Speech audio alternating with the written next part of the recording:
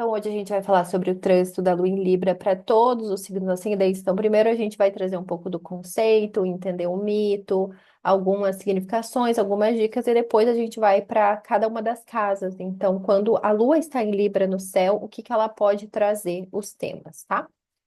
Então, primeiro vamos começar falando sobre a Lua. A Lua é um dos nossos luminares, ela é o astro mais próximo, então ela acaba intermediando tudo, ela tem essa qualidade receptiva. Ela vai falar sobre o nosso corpo, mudanças, ritmos, ciclos, nutrição, emoções, fertilidade, humor, clima, ancestralidade, passado, memória, hábitos. Na astrologia mundana, que é um dos ramos da astrologia, ela representa o povo, em contrapartida, em contraposição ao Sol, que representa a figura de autoridade, de governo. Então, a Lua ela fica 2 dias e meio em cada um dos signos. Em cerca de um mês, ela atravessa os 12 signos do zodíaco. É o corpo que se move mais rápido. Tem o seu júbilo na casa 3. Então, se você tem a Lua na casa 3, é a casa onde ela fica mais alegre, mais feliz, porque é a casa da deusa, dos deslocamentos, das mudanças. A Lua muitas vezes é associada com Selene, que seria essa personificação da Lua, e também com Diana, Ártemis, e também com Hecate. E a Lua, então, ela tem diversas fases, e cada uma das fases propicia temas diferentes. Então, a Lua nova é um momento que a Lua está muito próxima do Sol, então é um bom momento para trazer essas reflexões solares que representam essa consciência, essa visão, essa iluminação que o Sol traz. Então, intencionar, momentos de introspecção. Quando a Lua está crescente, ela já tem mais força, ela já está mais aparecendo no céu, então agir, desenvolver o que você intencionou na Lua nova. Também fala sobre essa superação de obstáculos. A lua cheia é o momento que a lua fica completamente visível, então ela traz à tona tudo que poderia estar oculto. Então é um momento de colheita, de celebração dos resultados, de manifestação. E aí, logo que ela fica cheia, ela já vai diminuindo em luz, vai decrescendo. Então a gente tem esse momento da lua minguante que favorece encerramentos. Então, pensar, a lua está sumindo no céu, o que que eu quero que suma também, que desapareça? Então, encerramentos, finalizações, liberações, limpeza para o próximo ciclo, conclusão, reflexão.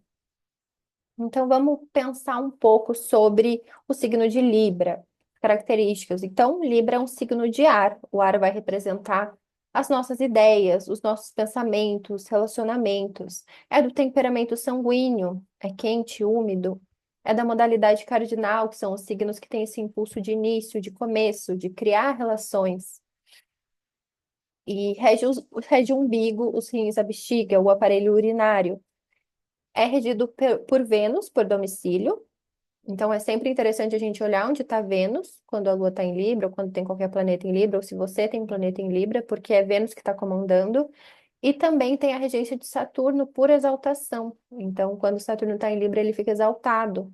Então, também a gente pode olhar, tá? Então, Vênus sendo a deusa do amor, Saturno é esse deus do tempo. Pensando até Saturno em Libra, muito essa questão dos contratos, enfim. Algumas palavras-chave de Libra: igualdade, equilíbrio, avaliar, calcular, julgamento, justiça, imparcialidade, reflexão, exame, harmonia, iniciar ideias, diplomacia, beleza. Então, para aprofundar, você pode olhar no seu mapa a casa que você tem o signo de Libra. No final, eu vou trazer todos os temas, também os seus planetas regentes, Vênus e Saturno, para entender mais sobre esse trânsito.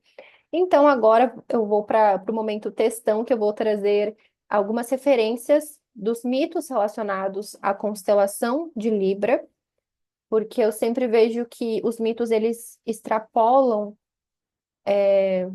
esses adjetivos que às vezes a gente dá para o signo, então acaba sendo muito rico para a gente pensar, para a gente refletir. Então, eu trouxe 3 trechos aqui de 3 sites que eu gosto muito. Ah, e muitas vezes tem a Libra. Eu vou trazer vários mitos, mas muitas vezes ela está relacionada com uma arte que tem essa balança, que ela pesa o coração. Tem a Astreia, que também porta a balança. Então, a Astreia seria a constelação de Virgem. Então, tem essa relação da constelação de Virgem com a constelação de Libra. Até Arcanjo Miguel também pode ser relacionado com a Libra. Então, vamos para esse trecho aqui do Constellation of Words, que ele traz sobre a constelação. Então, a constelação de Libra, a balança, ela era originalmente conhecida como o chifre ou a garra do escorpião. Então, tinha essa relação com o signo de escorpião. razão pela qual os primeiros autores clássicos afirmavam que, embora houvesse 12 signos do zodíaco, havia apenas 11 figuras zodiacais. A palavra rim, que significa balança, surge no período clássico e ganhou credibilidade por meio da associação com as balanças de Astreia, a deusa romana da justiça, que era frequentemente identificada com Virgem. Então tem essa relação. Assim, o simbolismo dessa constelação oscilou entre a fidelidade às imagens do escorpião e da donzela, com muitos escritores clássicos antigos, incluindo Ptolomeu, referindo-se ao grupo tanto como balança quanto Shelai, as garras. Isso merece alguma reflexão, que tem essas duas estrelas principais na constelação. Então, a balança do norte, que fica mais próxima da Virgem, carrega uma influência mais condizente com as estrelas da Virgem. E essa outra estrela, a balança do sul, mais próxima do Escorpião, tem mais ressoa mais com essa constelação de Escorpião, tá? Agora também tem um trecho aqui do Sky Script que também aprofunda nisso. É, cadê?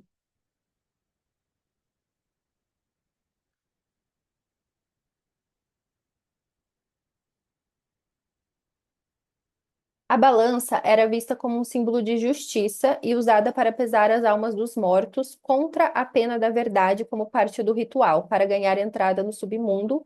O símbolo de Libra parece derivar do hieroglífico egípcio Aket, o lugar do nascer do sol, possivelmente porque a lua cheia em Libra anunciava o retorno do sol ao equinócio vernal, a integração da cultura egípcia no mundo helenístico que ocorreu por volta do século III a.C. Provavelmente levou à mudança de nome, com Maneto, um astrólogo grego da época, escrevendo as garras, para as quais os homens santos mudaram o nome e chamam de balança, porque se estende para ambos os lados, como os lados de uma balança. Como a aproximação do Sol, as estrelas desta constelação ocorreu no equinócio. Os astrólogos reconheceram naturalmente a ressonância simbólica de uma estação marcada pelo equilíbrio, justiça e medida.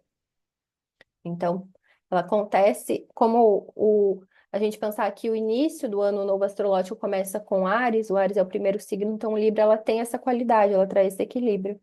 Aqui eu acabei repetindo, então para quem está vendo no YouTube, eu acabei repetindo aqui agora que eu vi, eu repeti o mesmo texto, mas é só uma repetição do que eu já tinha falado antes.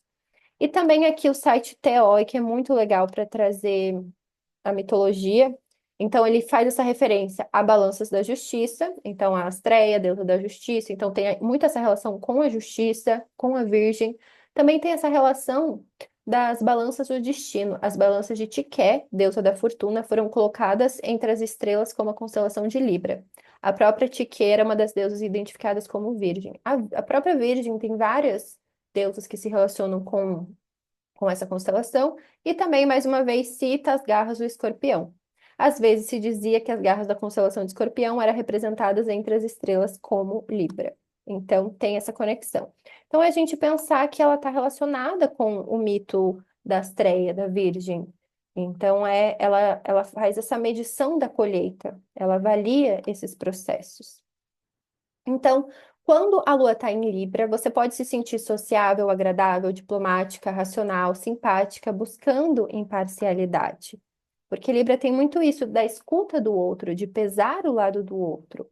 Então, é um bom momento para você aproveitar para socializar, estar em companhia de outras pessoas, se relacionar, se conectar com o que te traz paz, equilíbrio, te traz harmonia, beleza, se nutrir de qualquer tipo de arte, questões estéticas, dos seus valores, fazer parcerias, acordos, declarar a paz, avaliar suas emoções, pesar os prós e os contras, racionalizar o que você está sentindo, lembrando que Libra é um signo de ar e a Lua representa os nossos sentimentos.